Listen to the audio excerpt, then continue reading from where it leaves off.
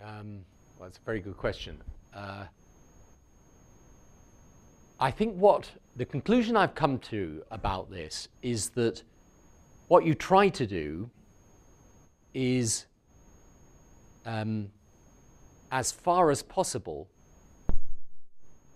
constrain that rejectionism and undermine it religiously as well as politically. In other words, what is helpful in those circumstances is to have people who, from on the one side, a Muslim perspective, who will say, you know, the sort of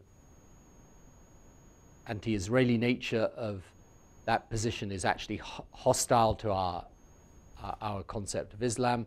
And then on the other side, obviously, you know, it's very helpful often when you get rabbis that will come out and say, you know, this is completely wrong. So, for example, when there were some settlers who were trying to, who were engaged in, I think, destroying the Quran or something of that nature, you know, there were rabbis that came out and spoke very strongly from the perspective of the Jewish faith as to why this was wrong.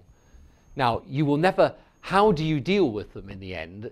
My answer to that is you either persuade them to change or you defeat them. So that's why the most important role, this is why religion's got a part to play in this, because actually the types that leave aside the core who are rejectionists, the outer circle that might be attracted by that rejectionism, they won't listen to an argument that is simply about reconciliation as a political notion, right? They will only actually listen to it if it is religiously grounded.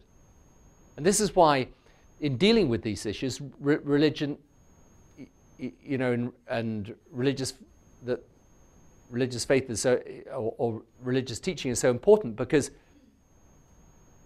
if you can't explain to them why their religion calls upon them to act differently, they will not act differently.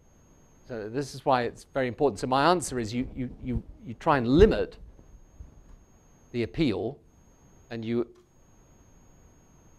either persuade or defeat, ultimately. But that I think is the only way you can do it.